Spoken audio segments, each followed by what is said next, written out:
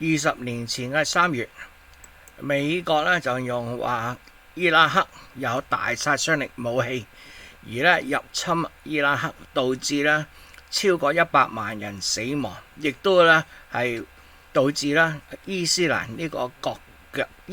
國呢個恐怖組織嘅成立嘅。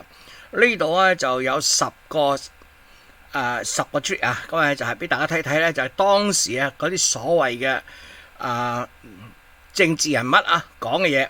咁啊，大家要記住啊，呢班人咧20年後仍然咧係同呢個國家好有關係嘅，同美國好有關係。咁第一個就係大家知啦，呢個就係後生嘅拜登啦，呢個唔係而家拜登，係後生拜登。Is this a bad guy who's violated the terms of an agreement he made to do away with weapons and the capacity to do great harm to his people, the region, and possibly the United States of America?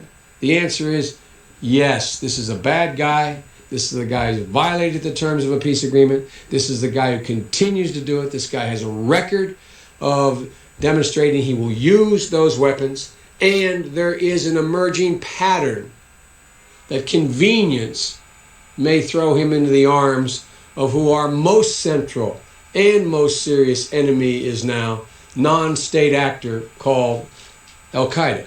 So it must be dealt with. He must be dealt with. Is this a bad guy? 咁第一個咧就係拜登啦，我就話咧this is a bad guy， 呢個係壞人啊，呢個咁啊呢個唔使問係邊個啦，咁啊梗係薩達姆侯星啊侯賽因啊嚇，咁啊就話佢以前咧都有啲咁嘅記錄啊等等等等啊。好，第二個。Simply stated, there is no doubt that Saddam Hussein now has weapons of mass destruction. There is no doubt that he is amassing them to use them against our friends, against our allies, and against us.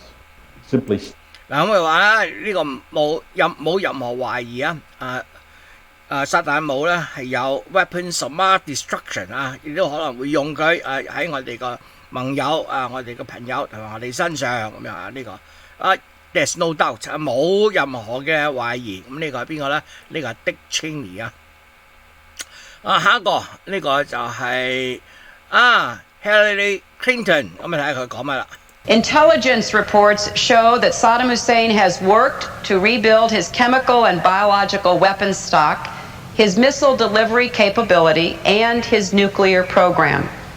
He has also given aid, comfort, and sanctuary to terrorists, including Al-Qaeda members.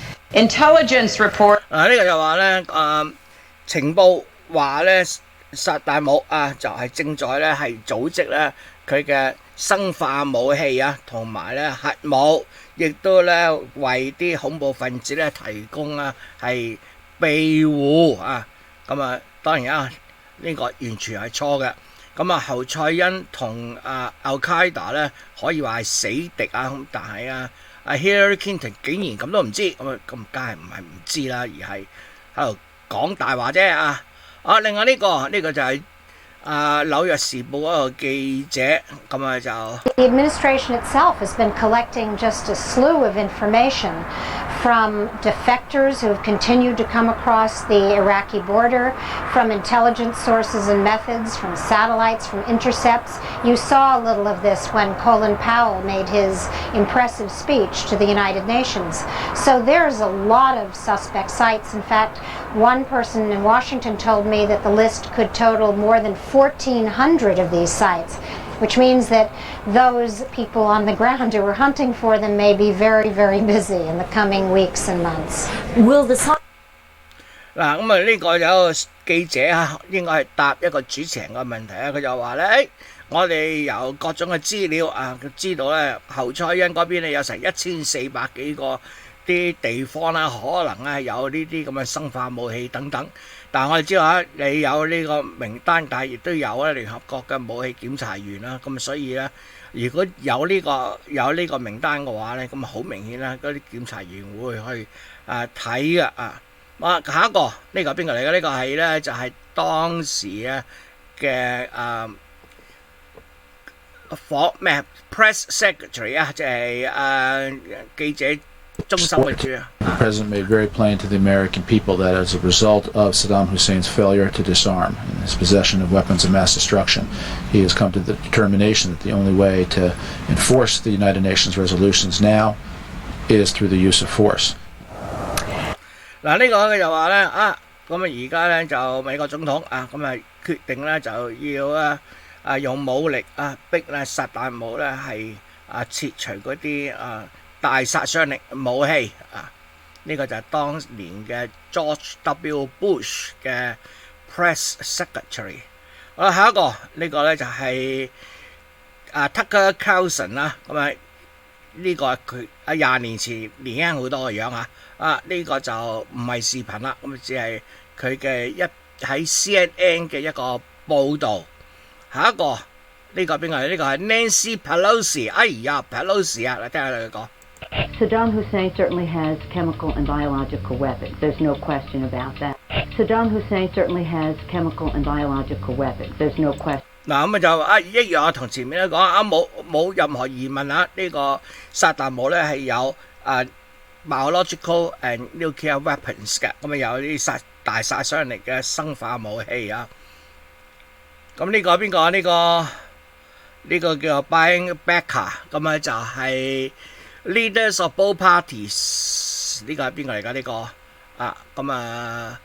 listen to which given 2 months before，OK， 喺入侵之前2個月，係一個 anti-activist、anti-law、anti-war 一個反武嘅集會之中所講嘅嘢，睇佢講乜啊 ？George Bush, Cheney, Rumsfeld, Wolfowitz, Powell are a bunch of liars.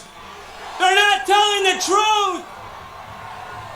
This is not a war for peace.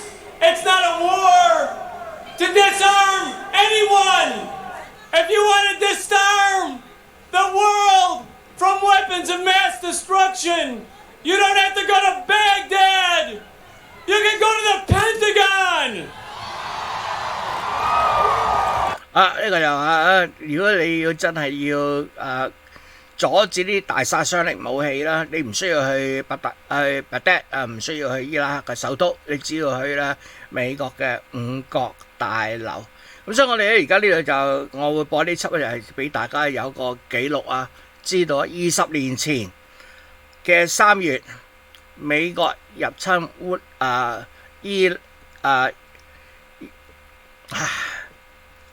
伊拉克嗰陣時Iraq 嗰陣時，講呢啲嘅政客所講嘅大話。